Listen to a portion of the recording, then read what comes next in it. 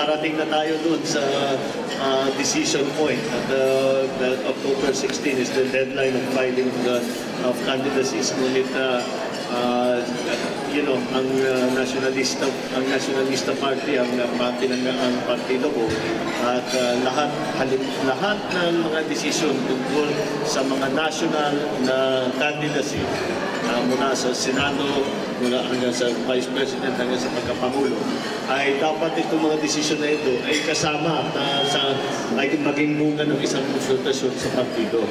Dahil hindi maaaring maging matagumpay ang isang national campaign kapag hindi ka sinusuportahan ng makinarya, ng isang major political party sa na may organization sa lahat sa buong bansa. Nakakaiba nga itong eleksyon na ito eh. Usually, tapos na itong usapan na ito, pero dito ngayon sa eleksyon na ito, parang ibang nangyari. At yung akala natin maliwanag na, ay hanggang ngayon hindi pa maliwanag. Lumiwanag ng konti ngayon kaninang umaga. Dahil diniklara na in-endorso na ng Pangulo si Secretary Mar Rojas bilang kandidato ng LP para sa pagkapangulo. Sa ganung mga nakikita natin na magiging development, magiging mas maliwanag, pagka naging maliwanag na sapat, pwede na mag-desisyon. Importante decision. Senator, sa tingin nyo, doon na huli nyo po kanina na in-endorso na ni Pangulong Noynoy si Secretary Mar. Sa tingin nyo po ba kailangan na rin siyang mag-resign? So, palagay ko para lang maging maliwanag na hindi niya ginagamit ang kanyang posisyon bilang cabinet secretary, hindi niya ginagamit ang kanyang opisina, hindi niya ginagamit ang pondo ng gobyerno para sa kanyang kampanya. Para lang maging maliwanag. At sa palagay ko, naunawaan naman ito ni Secretary Mar. At umaasa kami na para nga maging para malaman ng lahat na siya ay hindi ginagamit ang mga asset ng kanyang opisina, ng gobyerno, pondo ng gobyerno. Pinakamagaling. Isa na lang po, kailan po kayo talaga magde-desisyon? Malapit na October na, kailan po, at ano po kaya yung posibleng posisyon na inyong pagde-desisyon? Unang-una, wala tayong, ang deadline na is October 16 dahil yun ang deadline, yun ang last day of filing. So yun ang talagang deadline. Wala naman akong pinibigay na deadline sa sarili ko. Tungkol dyan, na sinasabi, kailangan ko mag-decide at a certain time. I think there will be, ang mangyayari dyan, there will be several elements that will come together. At pagka natuloy na yun, ay sasabihin, alam ko na yung gagawin ko. Ako, swerte ako dahil lahat pwede tumakbo, kaya pinaghahandaan ko lahat. Mula barangay tangi, ng presidente, pwede tumakbo. So, I'm very lucky at lahat na yung option ko. So, basta kung ang sinasabi nila, yung swerte daw, ibig sabihin ng swerte, ikaw handa kapag nabigyan ng pagkakataon. Kasi baka kung mabigyan tayo ng pagkakataon, dapat maganda natin. Kaya dyan ang natin ginagawa. Thank you. Next question, please. Yes, sir. Good morning. Janet po of Sunshine. Sir, kanina meron pong statement si BBB9 na in-consider niya po kayo as Vice President. Ano po yung take notice? Saka, sir, meron pong statement si Seller Cayetano bilang MP member po na meron daw po naniligaw sa kanya from party po ni Rojas na naging VP po niyo. Ano po yung take notice? Oo nga, siyempre napapalitaan natin yan.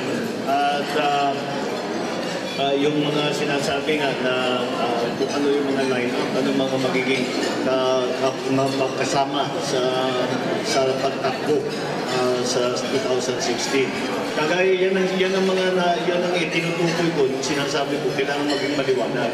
Sa pagpasok na pagdeklara ni Secretary Mar bilang presidential candidate ng LP, yun ay isang bahagi nun. At yung pagsasaling puwersa ng mga iba't ibang magiging kandidato as President and as Vice President, kapag medyo na-decide na yan, ay hindi magkikita magiging maliwanag na talaga. Kaya hanggang ngayon, ako bilang sa sarili ko at sa partido, ay kami naman ay lagi nakikipag-usap at nakikipag-diskusyon, konsultasyon sa lahat ng mga so-called players sa politika. At hindi naman natigil yun. So ipapagpatuloy natin lahat yan. At sa palagay ko, hindi naman siguro aabot ng Oktubre, baka mas maliwanag na. At palagay ko kailangan na mag-desisyon. Dahil ang mga opsyon nawawala eh. Kapag di sasabihin, si Senator Allen sumama sa LP, tapos na yung LP. Yung ibang kandidato naman, kung anong gagawin ni Senator Grace, kung anong gagawin ni Mayor Duterte, lahat yan ay kailangan i-consider. Kaya sa palagay ko, bukong bumubuo na, magiging mas maliwanag at pagka naabot na tayo sa medyo makikita mo na kung anong takbo, pwede na mag-desisyon. Ang susunod po natin katanungan ay mula sa ating kaibigan mula sa Jari Veritas. Good afternoon, Senator Jojo Gonzales. Iba't ibang reaksyon po ang narinig natin mula sa iba't ibang tao tungkol dito sa zona ni Pangulong Aquino. Ngayon, gusto po namin maraming from you, paano po ninyo i-assess ang kanyang zona? Well, unang-una, nagulat ako na walang binanggit tungkol sa agrikultura. Dahil wala namang pinagtatayuan ng ating ekonomiya kung hindi agrikultura, kaya matibay yung agricultural sector para mabago natin masasabi na matibay ang ekonomiya. Karamihan ng mahihirap sa Pilipinas ay nasa agrikultura. Karamihan sa kanila ay magsasaka. Kaya kailangan natin, hindi nagtataka kami kung bakit walang binigay ng programa at walang ipinakita ng mga achievement doon sa larangan ng agrikultura. Napaka-importante. At maganda naman na marami siyang ipinakita ng mga specific examples na mga tao na natulungan ng gobyerno. Mabuti naman yun. Marami siyang ibinida sa atin tungkol na sa mga programa ng gobyerno. Ang hindi natin nakikita kung ano ang paano na apektuhan. Kung ang programa ba ay naging effective, maganda ba ang naging resulta, marami bang natulungan. Dahil wala tayong nakikita natin, isang tao dito, isang estudyante dyan, isang pulis dito. Pero paano naging karanasan ng buong bansa? At kung ano ba talaga ang naramdaman ng buong bansa? Nagbago ba ang bilang ng tubig ng mahirap? Nagbago ba ang bilang ng mangmang? Nagbago ba ang bilang na walang trabaho? Nagbago ba ang bilang na natulungan sa nakapagpatingin sa ospital at gumaling sa kanilang sakit o nakaiwas sa kamatayan dahil sa tulong na ibinigay ng gobyerno? Wala tayong narinig na gano'n. Kaya palagay ko yung lalo na tapos yung mga statistics na kanyang binigay, sa ngayon pinag-aaralan namin kung saan nanggaling. Dahil sa aming mga hearing sa Senado, parang hindi yun ang mga numerong nakikita namin. Kaya tinitignan namin kung saan galing yung mga statistics na yun. At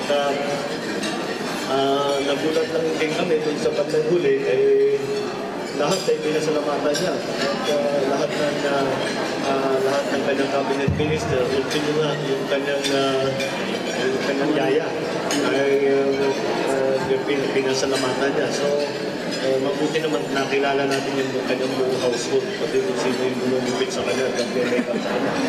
Pero bukod doon, parang kulang siguro yung informasyon na binigay sa atin. Sana naman yung tunay na state of the nation, kung ano ba talaga ang kalagayan ng ating bansa. At hindi naman kailangan lang sasabihin mo kung ano yung magandang nangyari. Kailangan din banggitin kung ano ang mga naging problema at anong magiging solusyon doon sa problema. Yun ang hindi natin narinig. May follow-up question from Renz? Magandang hapon po. Renz Bello po ng DCRH at Radyo Totoo sa Batangas. Para po sa tanong ni Kuya Jojo, kung kayo po ibigyan ng pagkakataon na markahan yung performance ng Pangulong Aquino, ano po yung grado na ibibigay sa kasalukuyang administrasyon? Matagal ko nang nasabi ito. Out of 10, low 6. Only passing. Nagpumasa lang siya dahil talaga, palagay ko, talagang meron siya na ginusto niya, he was sincere dun sa anti-corruption drive na. Pero yung effectivity ng mga polisiya ng gobyerno, yung pagtulong talaga, yung tulong na nararamdaman ng taong bayan, malaking pagtulong. Malayo pa ang ating kailangan gawin. Marami pa tayong kailangan gawin. Ang pag-uunawa tungkol sa sitwasyon sa Pilipinas para malaki ng pagkukulang. Dahil kung minsan yung mga solusyon ay binibigay ay hindi talaga na parang hindi na pakinggan yung sektor na dapat nilang tinutulungan. Kagaya na ito dito sa industriya ng coconut, kinukuha yung pondo ng coconut levy, nagbibigay sila ng roadmap. Hindi naman nakikipag-ugay sa mga farmers, hindi nakikipag-ugay sa mga leader ng mga farmers, sa mga leader ng mga industriya. Parang ganito ang naging ugali sa pamahalaan na basta nag-uutos lang at hindi nagtatanong, hindi nakikinig sa taong bayan, hindi nakikinig sa mga naapektuhan kung ano talaga ang dapat gawin. Basta kung anong maisipan nila, sila mag-uusap, kung anong maisipan nila gawin, yun ang ginagawa. Kung minsan talagang kaya marami tayong naririnig, may mga programa na magandang tignan, magandang pakinggan, pero wala masyadong natutulungan.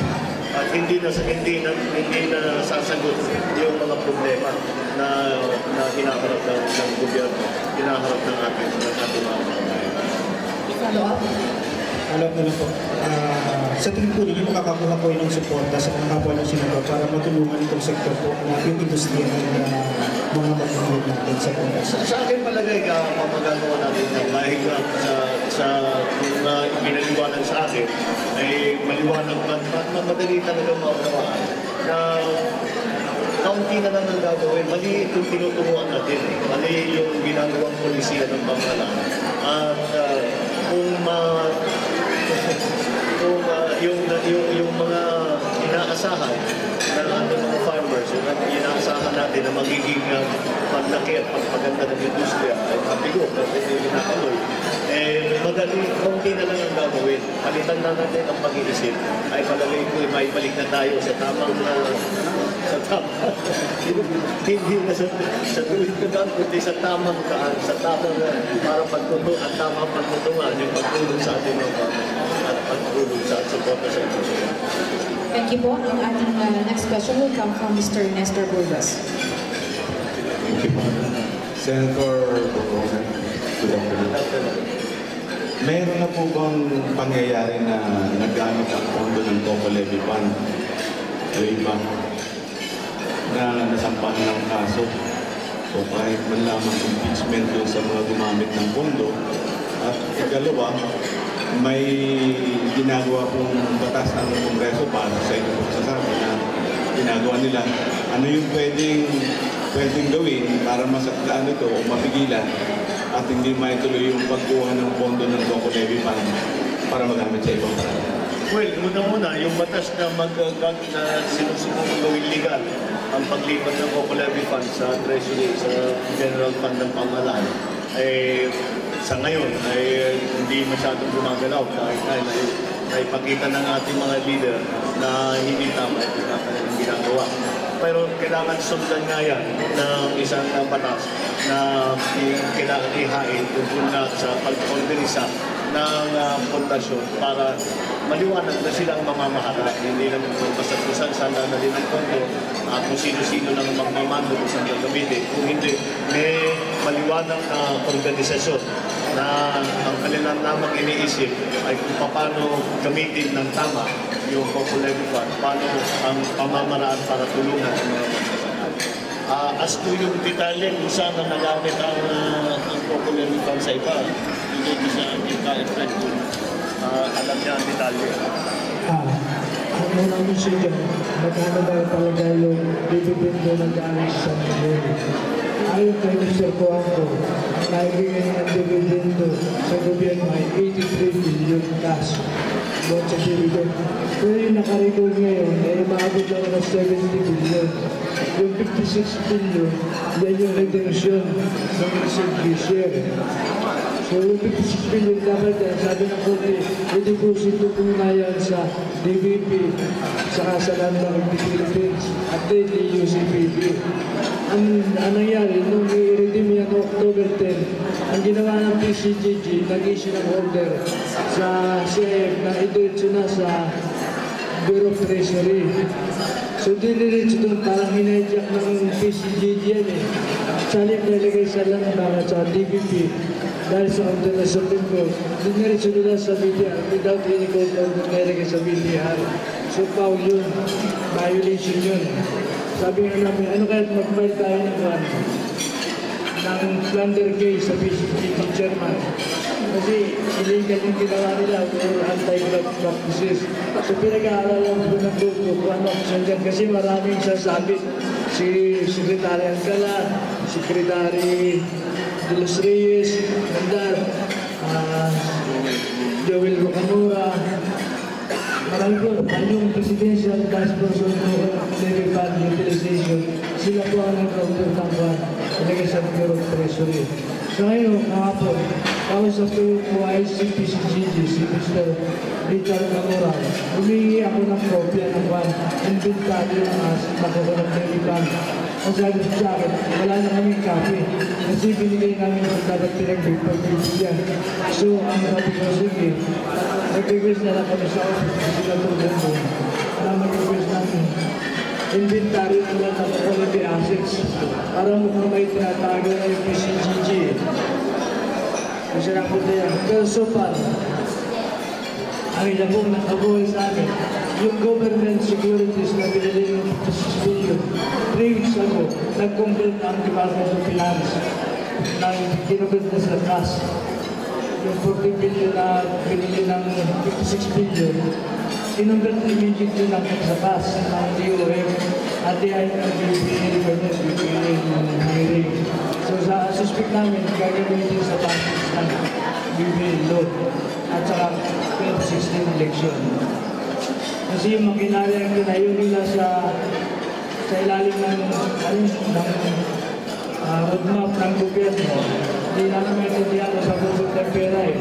Most likely, yung roadmap mapunta sa bulsa lang ng politiko.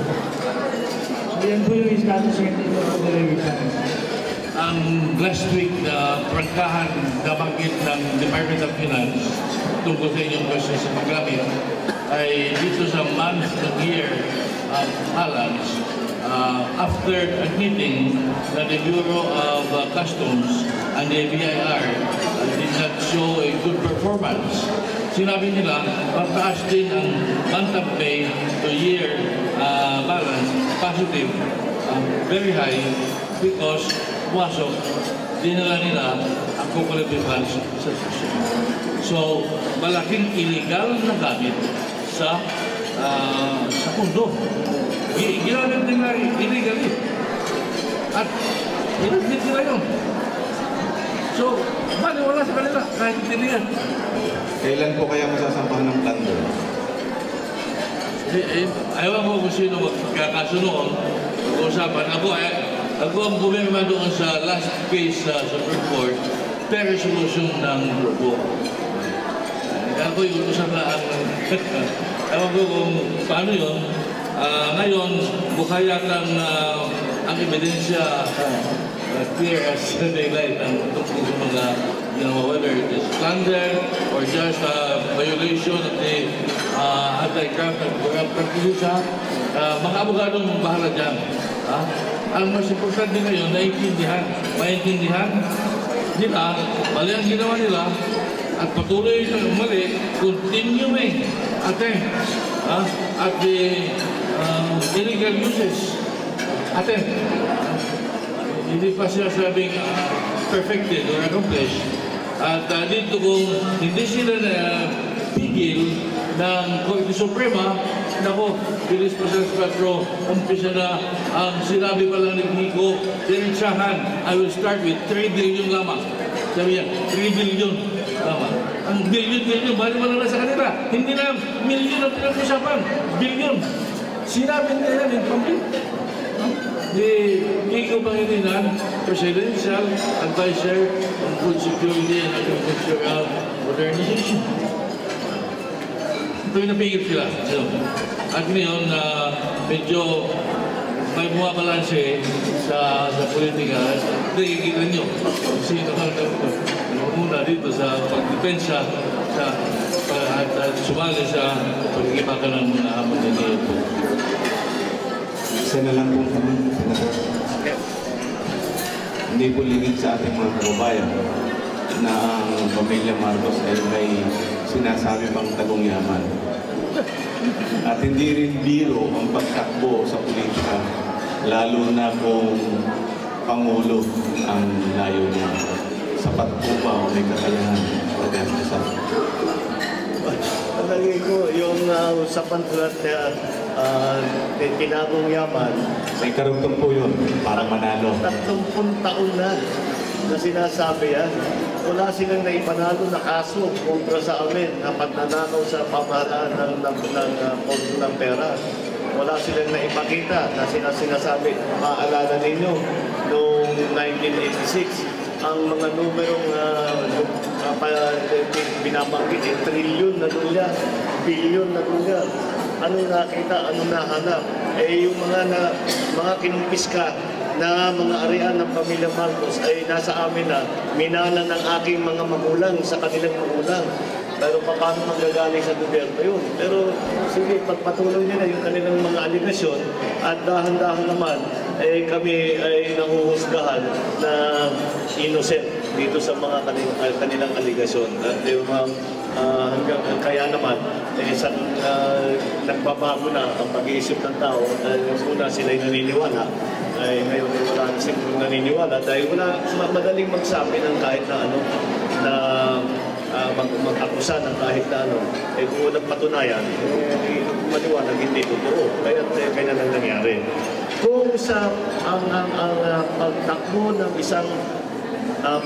isang kandidato, galing na para sa matataas na posisyon, kagaya ng President, Vice President, kahit Senador, ay ito, kung titignan ninyo, hindi pinuportahan ito ng sariling ng kandidato lamang. Ito ay pinuportahan ng partido ng ating mga kaibigan na naniniwala sa kakayahan ng isang kandidato. At siyempre, kahit paano, hindi mo maiiwasan, may mga malalaking kumpanya at mayayaman na tao na may sariling interest din. Kaya nagiging problema sa isang kandidato kung kaninong pera tatanggapin. Kasi kung minsan, may strings attached. Sabi ko, kupondoyin ka namin, ganito kalaki. Pero, pag umupo ka, ganito ang kailangan mong gawin. Kung tatanggapin ng isang kandidato yun, di mabuti. Pero kung hindi kayang tanggapin at sa palagay ng isang kandidato hindi tama, ay hindi pwedeng gamitin yung pera yun. Kaya ganyan naman sa politika, hindi mo kailangan tignan kung ano ang kakayahan sa pagpondo ng isang kandidato, kung sino ang mga tutulong at susuporta, kung gaano katibay ang partido. At sa palagay ko naman may pagmamalaki ko na magandang pagsasama ng Nationalista Party at maraming kaibigan ng Nationalista Party. Kung magkataon man at hindi magkakandidato ay maraming Thank you. Ang second to the last question po ay gagaling sa ating kaibigan mula sa Pahayagang Balitos. Magandang hapon po, Senator. May nasabi na basa po ako na susuportahan ng Iglesia ni Cristo si Grace po sa kanyang pagtakbo. Pero may kondisyon po yon. As long as hindi tatakbo senator kayo, kundi presidente. At nabalitaan ko rin nun at ako'y nagulat na natuwa dahil nga sa tuluyang suporta na Iglesia ni Cristo sa aking kandidatura sa Kaliman. At masasabi ko naman ay malaking matibay ang aming pagkakaibigan sa Iglesia ni Cristo sa kapatiran. At matagal nang kami nagtutulungan ng Pamilya Marcos mula pa ng panahon ng aking ama.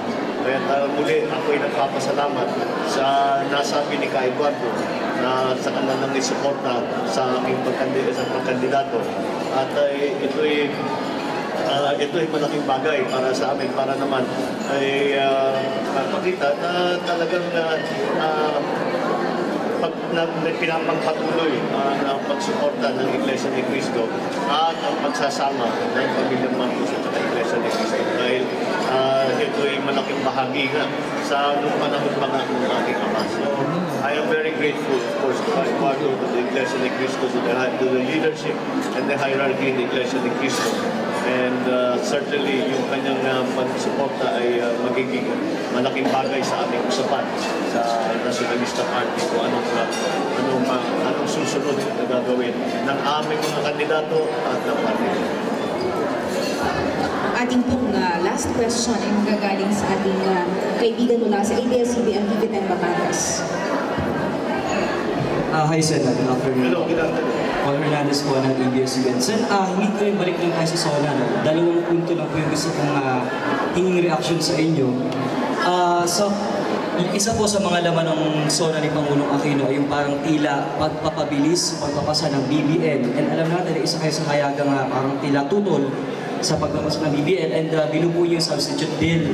Hingin ko lang yung reaction niyo doon about it. And isa pang concern is yung pagpapasa din ng anti-political dynasty. And alam po natin, isa po yung family niyo sa kabilang sa mga nasa politiko. Ang nanay niyo ay second district representative ng Ilocos Norte and yung kapatid niyo po ay governor pa po. Hingin ko po yung reaction niyo sa dalawang bagay po na yun, sir. Well, yung tungkol sa BBL, lagi namin na sinasabi, lagi namin yung tinatanong, bakit ninyo kami minamadali? Dahil importante itong bagay na ito. Hindi naman namin tinigilan, hindi naman namin dinidelay. Hindi nga ako tumututol sa BBL. Kaya nga suportado ako, kaya gusto kong pagandahin ng gusto. At palagay ko, malapit na tayo doon na matapos sa proseso.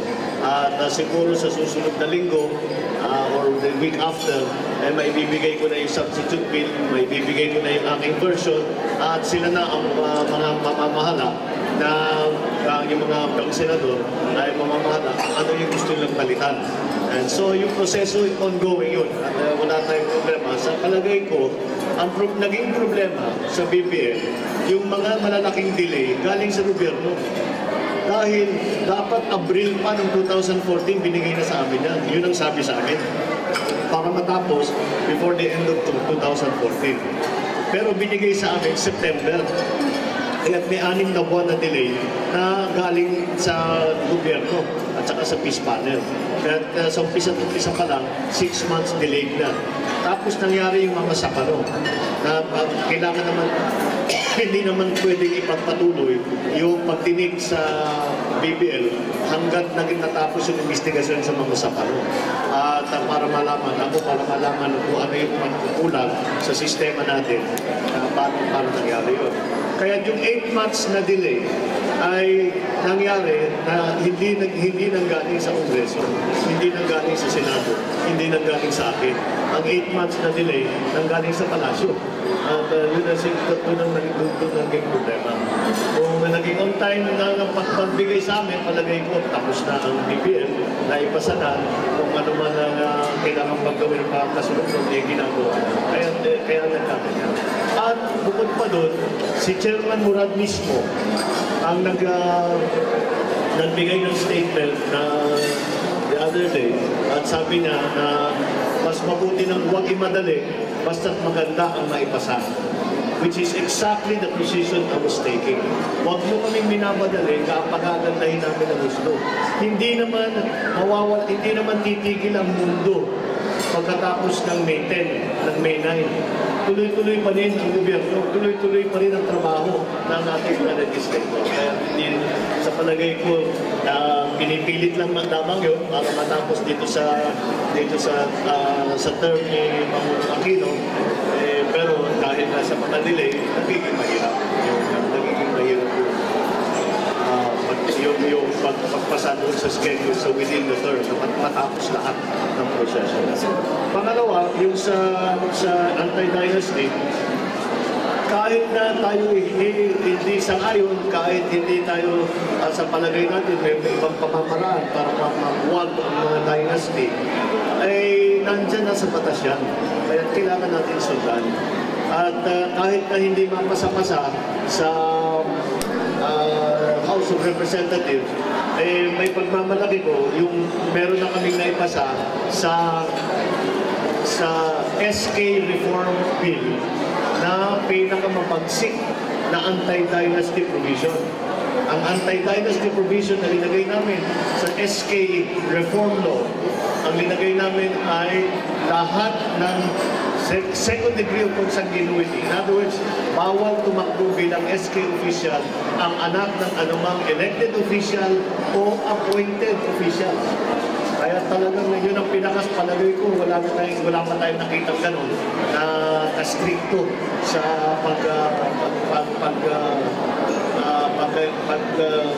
pag-enforce ng anti-dynasty na prinsipyo. Sige po, last question. Sir, as chairman po ng Committee on Local Government sa Senado, kakamustahin lang po namin yung estado ng pagdadagdag ng 2 distrito sa Batangas. At kasali din po ba sila sa May 2016? Tapos na yung sa Batangas. Batangas ay lipa. Ang nung nag-umpisa yung bill, tumating sa amin, redistricting, creating the zone district of the city of Batangas. Pero nung sa aming pagdinig, maraming nagsasama, isama ninyo ang lipa. Dahil halos pareho naman ang kakayahan at ang population at ang income. Kaya isinama na namin. So ang pinasa namin is the redistricting of the province of Batangas. At ang karagdagang distrito ay Lone District of Batangas City and Lone District of Lipa City. For implementation na po. For implementation. Pagbalik namin, natapos na namin sa second reading, ito third reading na lang, talagay ko pagkatapos na. Kasi nag-adjourn kami pagkatapos so hindi natapos agad. Pero pagbalik, I'm sure pwede na yung third reading yan. Pag third reading, ang inaantay na lang, wala namang walang kaibahan dun sa original sa House o hindi yung pagdagdag ng lipa. Ikinausap ko na yung mga congressman, sang-ayon naman sila, hindi sila tumituloy. So, magiging madali ang BICAM committee, pirma na lang ng pangalan. So that concludes our press conference. Maraming salamat. Enjoy your lunch. Thank you very much, Senator. Good luck and more power.